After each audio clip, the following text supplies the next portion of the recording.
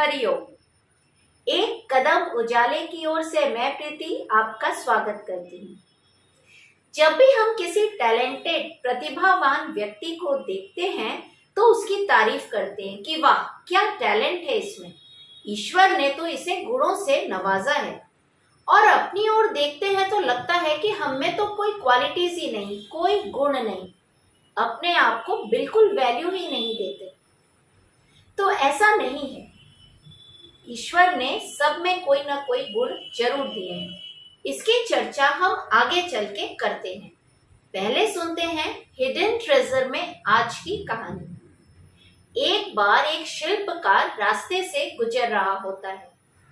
संगमरमर के पत्थर की दुकान के बाहर देखता है कि एक बड़ा सा संगमरमर का पत्थर ऐसे ही बेजान सा पड़ा है, धूल मिट्टी से लिपटा हुआ।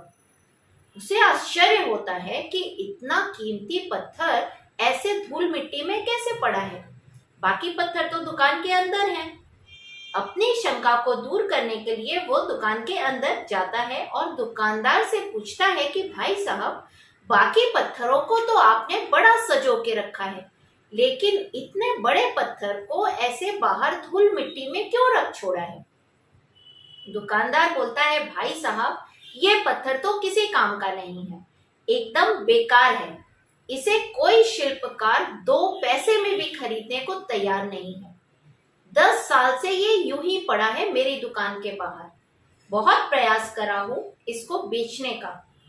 पूछता है उससे कि क्या आप उत्सुक हैं इसे लेने में। अगर आप उत्सुक होंगे तो मैं आपसे कोई मूल्य नहीं लूंगा, बल्कि इस पत्थर को आपके घर तक पहुंचा के आऊंगा, वो भी बिना पैसे के, आपसे कोई डिलीवरी चार्ज नहीं लूंगा। अगर ये पत्थर यहाँ से हटे तो मेरी जगह खाली हो, आपकी बड़ी कृपा होगी अगर आप इसे लेने के लिए राजी हो जाएं। शिल्पकार राजी हो जाता है। वो पत्थर शिल्पकार के घर पहुंच जाता है। अब 2 साल के बाद यही शिल्पकार इस दुकानदार के पास आता है और कहता है कि आप मेरे घर पधारिए, मैं आपको एक मूर्ति दिखाना चाहता हूँ। दुकानदार उसका आमंत्रण स्वीकार करते हैं और उसके घर जाते हैं। घर जाते ही देखते हैं कि यशोदा मैया की गोद में बाल रूप में कृष्ण। अद्भुत मूर्ति देखकर वो आश्चर्यचकित हो जाते हैं, भौचक्के रह जाते हैं। इतनी सुंदर प्रतिमा उन्होंने आज तक नहीं देखी थी। कहते हैं कि तुमने बहुत खूब तराशा है, इतना अच्छा पत्थर तुमने लिया कहां से खरीदा, अपनी उत्सुकता जाहिर करते हैं। तब वो शिल्पकार बोलता है कि जनाब ये तो आप ही की दुकान का पत्थर है, आपने मुझे मुफ्त में अब मेरे घर तक पहुंचा के इसे दिया है, याद कीजिए। तब इस दुकानदार को याद आता है ये अनगढ़ पत्थर वाली बात। बोलता है, हाँ ये तो सही है, लेकिन इतनी सुंदर प्रतिमा इससे निकली, उसको विश्वास नहीं होता। ये कैसे संभव हुआ, तुमने कैसे देखा कि इस पत्थर में इतनी सुंदर प्रतिमा छिपी है।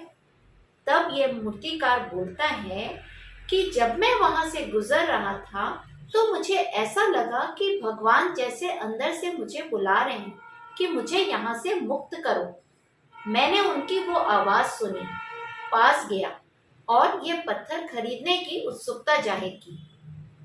घर पर लाया, मुझे ज्यादा कुछ नहीं करना पड़ा, बस आसपास के कुछ पत्थरों की छटाई करी और माँ यशोदा और बाल रूप के ये कृष्ण की अद्भुत प्रतिमा बाहर उभर आई। देखा आपने, ऐसा ही होता है। हम सब उस ईश्वर की अद्भुत कृतियां हैं। हम सब में कोई ना कोई टैलेंट छिपा है, लेकिन हमने खुद अपनी नकारात्मक सोच से उस पे परतों दर परत जमा कर ली है, इसलिए हमें वो नजर नहीं आती। जिन लोगों ने अपने को तराशा है उनके टैलेंट हमें नजर आते हैं। तो हमें आवश्यकता है खुद को तराशने की।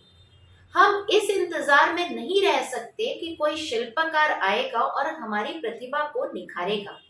ये काम हमें स्वयं करना होगा।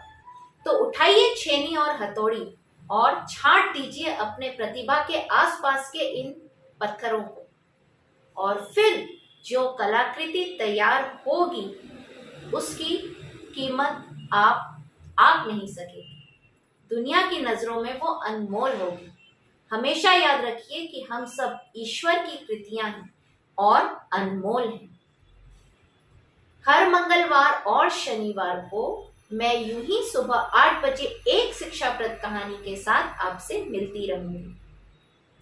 कल 13 जुलाई बुधवार को 8:30 बजे गुरु पूर्णिमा के सुअवसर पर हम प्रसारित करने जा रहे हैं एक कार्यक्रम, गुरु से बड़ा न कोई। तो कल सुबह 8:30 बजे मेरे साथ मिलके देखिए गुरु पूर्णिमा के अवसर पर गुरु से बड़ा न कोई। हरि ओम।